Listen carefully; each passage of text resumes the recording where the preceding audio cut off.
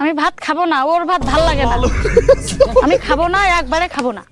আর কেন খাবেন না সেটা তো কইবেন, ভাঙি কোন কি খাবো কারণ না, খাবেন না? আপনি কি বুঝেন না? খাবো না। তা ভাত না খান আরো অনেক কিছু আছে, রুটি খাও, ফলমূল খাও, এই অনেক কিছু তো খাবার আছে। না এগুলা সমস্যা না কোনটা সমস্যা কোন ভাঙি কোন?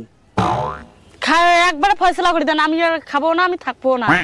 ও তা তো অনেক সমস্যা রে। আচ্ছা কত কি বিষয়টা ভাঙি কত? আর ভাত কে খায় না, কারণ তো আছে। মাদ্দার সাহেব এখন কেন ভাত খাই না আমি এখন কি করিয়া কই?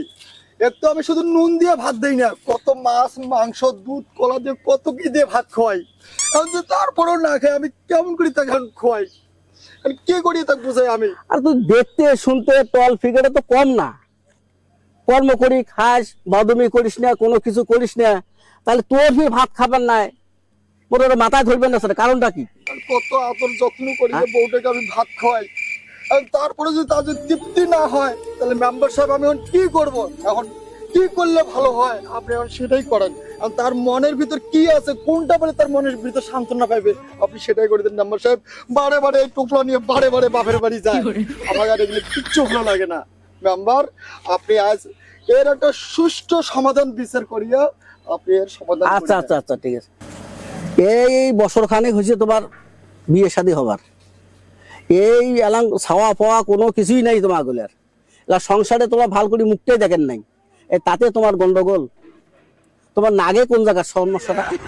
মাদ্দার সাহেব বুঝেন না, আমি খাবো না, ভাত খাবো না, খাবো না। বুঝলে বুঝেন, না বুঝলে নাই। আপনি এই বিষয়টা আপনি এত পেঁচাচ্ছেন কি রে? আপনি বুঝতেছেন না ও খাবো না, আপনি ওটা এটা ফয়সালা করে দেন।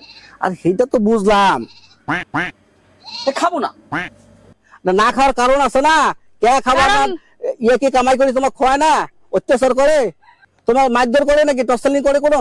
যদি ওগুলো করি থাকে তো সেটা কোন খুলি কোন? আমি একবারে খাবো না, একবারে ফয়সালা করে দেন। আপনি বুঝেন না? আচ্ছা মাদ্দার সাহেব এটা কি? এটা তো লাঠি। এই নাটিতে এইখানে কি থাও পাবে না? আরো তাহলে বড় বুঝেন না দরকার। কে? একটা বিষয় কয়বার বলবো? এখন ও বুঝছি বুঝছি বুঝছি, তোমার তো তাহলে এই কেস এখন হচ্ছে নাক্কেলটা কি করে বুঝছি। আর কৃষ্ণ আর কৃষ্ণ, বুঝছি বুঝছি। আপন করে দেন আপন। আচ্ছা এটা সমাধান আমি দিচ্ছি।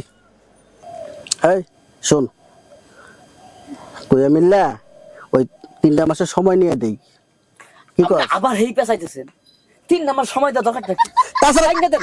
তাছাড়া করবি কি? বিয়ে ভাঙিয়ে দেওয়া কি ভালো জিনিস? ভালো তো না, খাবো না ভাত। হ্যাঁ জোর করে ভাত খাওয়া করবেন? খাইব না কে, দেখি একটা চেষ্টা করে। এই দেখতে শুনতে তো অনেক টল ফিগারে আছিস, ফির তোর ভাত খাবার চায় না, বুঝলাম না বিষয়টা। কে যে ফির তোর ভাত না খায়? যাই হোক শুন, কিছু ওষুধ পাতি কিনিয়া খা, আমি 3টা মাসের সময় নিয়ে দেই, তারপর দেখি কি হয়। 3টে মাসের সময় দাও। আমি আর একদিনও সময় দেব না। আপনি বুঝেন না? আপনার কয়বার বলবো? আর সেটা তো বুঝছি, ঘর ভাঙি দেওয়া কি যায়? এটা কি ভালো জিনিস? যাই হোক 3 বছর সময় নিয়ে দিলাম, পাবো তো? হ্যাঁ টাইম মেম্বার, হ্যাঁ টাইম। আর ঠিক মতো ওষুধ পাতি খাবো, আচ্ছা কোনো মিস করা যাবার নাই, সেটা বুঝিস। তাই ইয়া করো, 3টা মাসের সময় দাও। আচ্ছা হোক, দিলাম। নাকি কন? আচ্ছা ওষুধ পাতি খাক, সুস্থ হোক, তারপরে দেখা যাবে কি হয়। এর মধ্যে আর গন্ডগোল করেন না, কি কইস? নাও দেন, আপনি যেটা হয় এটা ভালো হয় না? দেন দেন, বুঝছেন তো? আচ্ছা হোক, আপনি মাতবার মানুষ, আপনি তো ভালো বুঝেন। ভালোর জন্য তো এটা কইলাম। তা উঠে যায় নাকি? আমি আবার ওই আরো 2টা শালিশ আছে, ওটা যাওয়া লাগে। তোমার এইটা দড়ি খালি বসে থাকলে তো হবার নাই, ওরা খালি ফোন দিবারে নাকছে বুঝছেন? আচ্ছা হোক। কি মাদু সাহেব তাড়াতাড়ি বিদায় করেন তো, আর 2টা দক্ষিণ মা 2টা শালি আছে, আর ওইটাই তো কইলাম, তাড়াতাড়ি বিদায় করেন। এক কাজ করো, তোমার দুজনে তো ফির মন মালিন্য হয়ে আছে, এক কাম করো, মিলি দেবো।